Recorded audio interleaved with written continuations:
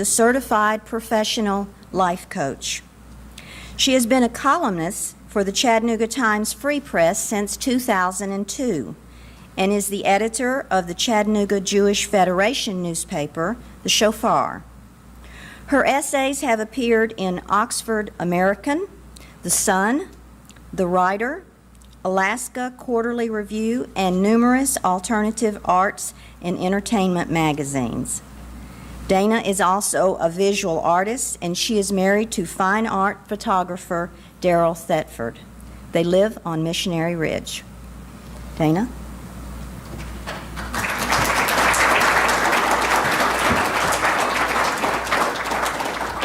Thank you. Hello. I'm going to start by answering everybody's question this morning. No, I am not wearing Spanx. This is the real me. That comes from my column, in case you didn't know, in which case you have to go home and read my column. I no longer own it. I decided I could not own a piece of clothing that was so fraught with psychological tension, so I took it back. Plus, it didn't really work. Thanks, Monique. Thank you for that introduction. Thank you all for welcoming me back. I appreciate it. I love being here. And as you know, if you've heard me speak here before, I always tend to come here with something stirring in my heart, some kind of dark night of the soul that's been followed by some hard-won lesson about letting go or appreciating the moment or connecting to a higher power. And it's always my hope that in sharing these thoughts with you that it'll stir something in you. Maybe I'll say something you haven't thought about before, which is unlikely. Or maybe I'll just remind you of something that you already know but that you've forgotten. And you'll leave with some newfound memory of forgiveness or of forward movement or some measure of grace or surrender. So the title of my talk today is MoonShmoon, the Agony of Fulfillment. It comes from this sad little New Yorker cartoon. And in the cartoon, this coyote is sitting up high on this mountaintop beneath this luscious, amazing, gorgeous moon. Just the sort of planetary incentive any healthy, attentive coyote needs to let loose and howl his lungs out. But the coyote is completely uninterested. Whereas he once would have howled with glee and abandon in the moon's glow, he now lies jaded beneath its glare. This thing in the sky, this celebratory orb, no longer titillates. His head is resting on his paws, and he looks bored. His thought bubble says, MoonShmoon. Now, not being a coyote, I don't know why he lost heart. Being a human, however, I think I can probably extrapolate. Nothing that is external to us can sustain us. So as I stand here today, there's a little bit of a war going on in my head, which is not unusual. As my husband and my life coach and a stalwart collection of therapists from here to Atlanta will tell you, there's almost always a bit of a war going on in my head. When I spoke to you last time, which was in April, I told you about my efforts to get a book published. And at the risk of repeating myself, but in case some of you weren't here the last time, I'm going to recap it just very quickly. I spent 10 years writing a book called The Body Tourist. And when I was finished, I started trying to get a literary agent. This involves sending out your manuscript to hundreds of agents in the hopes that one of them will be so bowled over by your talent that they'll call and offer to represent you. This happens to about 0.0001% of people in the whole world. But what ensued for me was this nasty, almost mechanized, Rube Goldberg-ish kind of process whose end result, which was my psychic devastation, was accomplished in a most circuitous way. I would send my manuscript to an agent, and then I would immediately step out onto this emotional roller coaster, which rocketed me at breakneck speed through the twin geographies of bottomless insecurity and titanic arrogance. This was a landscape so fertile with ancient, unknowable, infantile desires that I had only the vaguest awareness that there was something else at work here, something larger than my mere hopes for a manuscript acceptance. Desires like, my family will finally believe I'm worth something, and people will be amazed at my depth and brilliance. And publishing a book will make me immortal. I'll be like the original wandering Jew, or John the Apostle, or Keanu Reeves, who once famously claimed to be immortal, owing to his seeming lack of visible aging. Who wouldn't want to be like Keanu Reeves? I finally realized after years and years of not getting an agent that I would have to find a reason for living, a belief in myself as a worthwhile human being that was not dependent on publishing a book. I realized there had to be something larger than the self and the ego's accomplishments to impart meaning to my life. Now, you might recognize this as a concept which has been around since, the beginning of mankind. You might recognize it as the cornerstone of every religion. You might know it as the greatest and most important lesson of all time. But maybe you, like me, know that lessons learned in the head aren't necessarily lessons taken to heart. So I think about the writer Dana Shavin. In talking about the impossibility of attaining perfection in her writing, she said that she stopped thinking about trying to attain perfection in her writing because perfection is unattainable. Instead, what she aims for is to fail better next time. And so the thing now that I'm trying very hard to fail better at is getting my heart to understand, not just my head, but my heart, that there is no raft in the world sturdy enough to carry us down the river of our life if that raft relies on the strength of accomplishment or ego or triumph or conquest. So you know that in whatever way you've learned it and forgotten it and learned it again. I know it because I couldn't get my book published. And I know it anew now because I got my book published.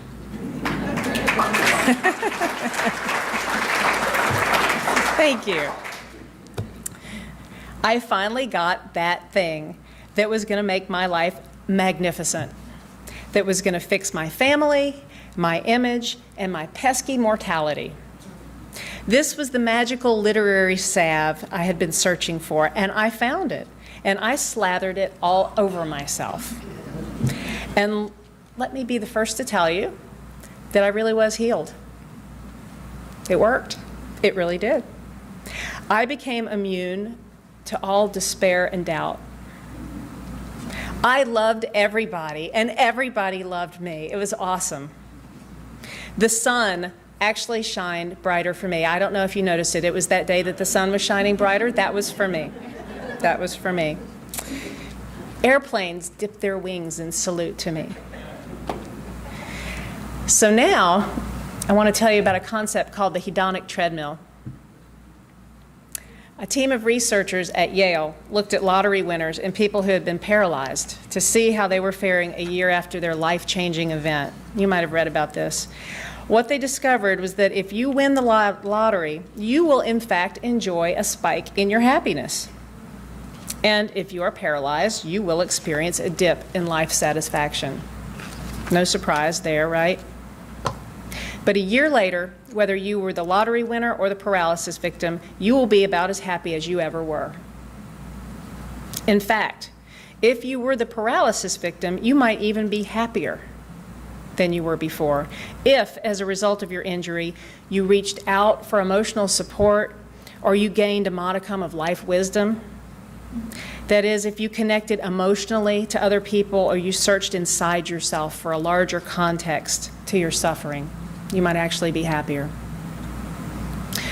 Does anybody, I don't know if I'm going to pronounce her name right, does anybody know who Amy Van Dyken-Ruin is? Anybody heard of her? You'll know who, I think you'll know who she is when I tell you. She's a 6-time gold medalist, Olympic gold medalist, and she severed her spine in an accident, I think just a few months ago. It was fairly recently. And it left her paralyzed. And so there have been all these news stories covering this event, and covering her incredibly upbeat attitude and her perpetually smiling face. All of this during her recovery and rehab. been nothing short of shocking to people like me, who feel monumentally aggrieved by things like stomach cramps and the occasional hot flash. Right? I can't take that. And here she has been paralyzed, and she's smiling. Not only does she talk about her desire one day to go wheelchair mountain biking or wheelchair mountain climbing and bike riding, she says that while she's always been known as an Olympic athlete and a champion, she now, quote, prefers her new title of proud paraplegic. How can that be? Well, it's classic proof of the hedonic treadmill, of how we humans adapt to our circumstances, so that that which is at first a novelty, a fat bank account or suddenly limited mobility, soon becomes the new normal, and we deal with it the way we deal with everything.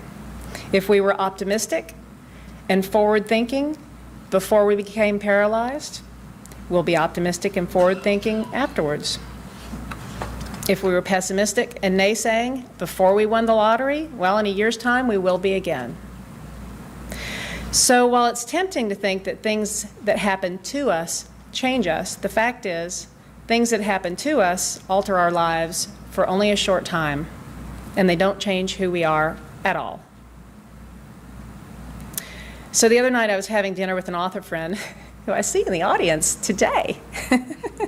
I'm glad I didn't write anything bad in here. I was asking her what her expectations were for her book were, whether she believed before getting a publisher that getting a publisher would change her life. Oh my gosh, yes, she crowed. I actually said to my husband, if I could just get a publisher, then I could die. I'd have everything I wanted. There'd be nothing left to do. She said, and then my book was published, and I looked around and I saw that I was still alive. And I thought, well, shoot, what do I do now?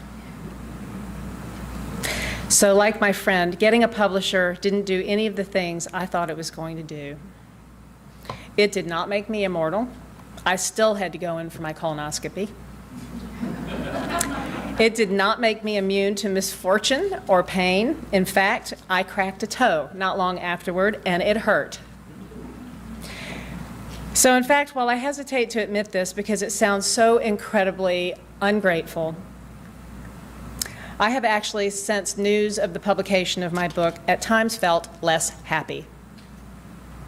While it's not unusual, I know, to feel vulnerable on the cusp of publishing a book, especially a memoir, which my book is, I know that there's another narrative going on as well. This is the narrative of achievement and of expectation. So the other day I was talking to another friend about my own personal hedonic treadmill. And I was telling her how once the glow of getting a book contract dimmed, I reverted back to my previous level of pessimism and self-doubt. And what I said to her was, I'm constantly looking around my life to see how I'm failing. What she heard was, I'm constantly looking around my life to see my higher failing. So we started talking about this concept of our higher failing, which we saw as the flip side of our higher calling. If our higher calling is the pull to do what we feel passionate about, without regard to payoff or even at times logic, our higher failing constantly seeks to attach our performance to an outcome or a reward, and it only sees how our efforts fall short. This is the hedonic treadmill at work. Once we become acclimated to a certain level of failure, we constantly seek to discover new ways in which we've failed or fallen short, which is ironic. It's as if we seek, even in failure, a perfection we can never attain. So the antidote, of course, is to do what you love because you love doing it. Eckhart Tolle, who famous sat on a park bench for 2 years doing nothing but smiling and being present, teaches that a meaningful life is not about attaching to our past, and certainly not attaching to our unknowable future. Nor is it about attaching to our successes or our failures. A meaningful life is a life lived in the moment, which sounds like we can't look toward the future or we can't set goals for ourselves or have aspirations, but that's not what it means. Eckhart and another favorite writer of mine, Stephen Cope. I don't know if you've read anything by him. He's the director of the Kripalu Institute for Mindful Living and the author of The Great Work of Your Life, which if you haven't read, I recommend. They make it clear that goallessness, not setting goals, that's not the point. The point is you absolutely should follow your passions and you absolutely should set goals and try to reach them. But they say doing what you love should stand apart from the desire for achievement or recognition or compensation without grasping for some kind of payback. It's doing what you love to do without expectation. And Cope talks about the lives of Thoreau and John Keats and Gandhi and Marion Woodman and Harriet Tubman and all of these people who stepped out onto the trail of what they most believed in, and they followed it wherever it went, despite sometimes potentially dangerous consequences. Cope called this living along the spine of our Dharma, doing what you love because you love it. Doing that, he says over and over, doing what you love because you love it, he stresses, not because of the benefits of fame or glory or the immortality it may afford you in the future, but because that is your job, to do what you're passionate about in the world. It's how you best serve the world. He tells the story of Indra's net, I-N-D-R-A, Indra's net, which I'll tell you very briefly because it's beautiful and it illustrates what I'm saying. Early yogis saw the whole world as this vast net woven together in space and time, and at the intersection of each strand of the net is a jewel that represents an individual human soul. It is that individual soul's duty or calling to hold together its particular part of the web by being its own unique jewel-like self. In this way, the whole universe holds together as one great interlocking field. But only if each one of us plays our particular role, enacts our unique dharma. That's pretty amazing. That's all you have to do. To me, this idea of only having to act out my unique calling is so full of compassion and forgiveness and possibility. So what does it look like? Doing what you love for the sake of doing what you love. Well, as I write this, I'm dog sitting for a friend. I picked up the dogs at their house in Birmingham a couple of weeks ago, and I brought them to my house. They're used to running loose in a park for an hour every morning, whereas at my house they have only the run of a fenced yard. Life as they knew it with their family of people in Birmingham, total freedom to roam, 2 cat siblings, and a bunch of people walking by on the street is nothing like their life at my house in Chattanooga. And they could not care less. They eat, sleep, bark, and hang out on the sofa. In games of get the stick away from the babysitter, there is no eye toward possible recognition in the media. It's just an incredibly fun game they play until it's no longer fun, and then they go inside and they eat some more and they nap some more. But we're not dogs, so how do we do it? Well, there are a number of ways. There's meditation, there's yoga, there's therapy, there's prayer, or communing with your higher power in whatever way feels most satisfying to you. And there's something else. When I was having trouble getting back to my writing after signing my book contract, a friend listened compassionately to my tale of woe and burnout and fear, and then she gave me this incredibly sage advice. She said, return to the work. Begin again. Go back to what you love to do. If you do that, the burnout and the fear and the doubt will take care of themselves. The answer is in the cultivation, not the harvest. So I'm telling you that I finally got my book published. And now I'm on my soapbox saying, don't hook your emotional salvation to an external occurrence. And you're probably thinking how easy it is for me to warn other people of the dangers of attaching to external success while I'm basking in the glow of external success, right? That's what I'd be thinking. It's what I actually thought when I heard writers who finally got published say, don't think getting published is going to change your life, because it won't. And I would think, oh, you don't know me. You don't know how important this is to me. I don't know what's wrong with you that it didn't change your life, but publishing a book is going to change my life, let me tell you. And here I am. on the other side, saying that that thing you want that's outside yourself will not fundamentally change you if you get it. And I know there are some people out there who, like me, are disagreeing and shaking your heads and going, "You're different." Well, if you don't believe me, maybe you'll believe Jim Carrey. So Jim Carrey said, "I think everybody should get rich and famous and do everything they ever dreamed of so that they can then see that it's not the answer." Or maybe you'll listen to Shep Gordon.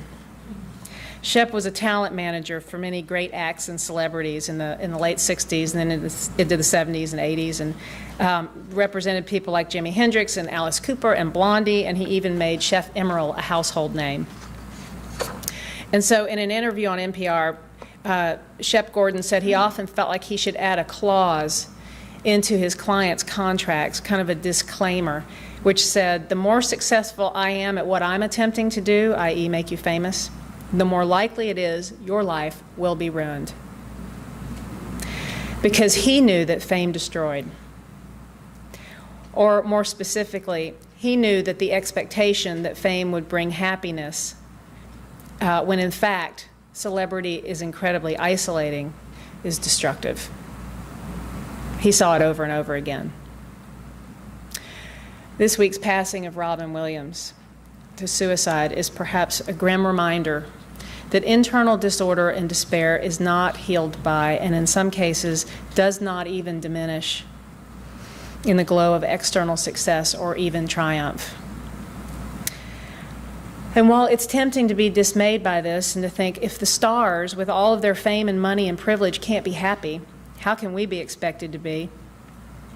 The answer to the question, of course, lies on the hedonic treadmill. Where there's chaos or unhappiness, there will continue to be chaos and unhappiness. And where there's joyfulness and connection, there will continue to be joyfulness and connection. So what external thing are you holding out for right now that's going to bring you inner peace and joy and recognition and happiness and contentment and completion and make your family go, "Oh my God," and all of your friends fall down at your feet? Is it a new car? Is it a new job? A new spouse? Is it lunch? I'll leave you with two quotes. The first is from Franz Kafka. It says, "Don't bend, don't water it down, don't try to make it logical, don't edit your own soul according to the fashion. Rather, follow your most intense obsessions mercilessly." And the second is from somebody named Chang Ray Lee, from a book called On Such a Full Sea. And it says, "But maybe it's the laboring that gives you shape.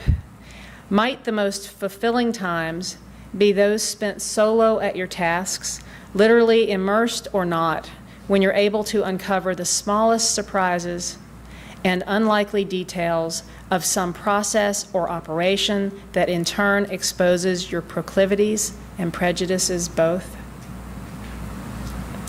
So remember the little coyote on the mountaintop in the cartoon?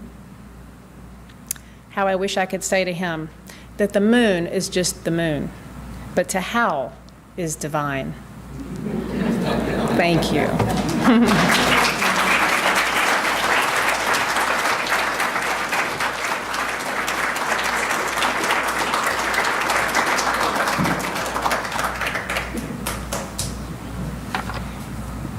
Thank you, Dana.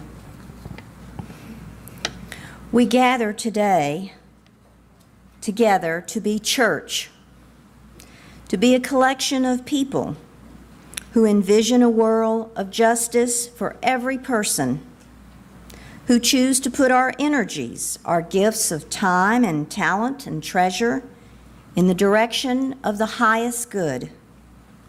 This association is a community of ourselves.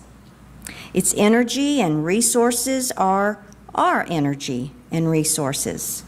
Its wealth is what we share.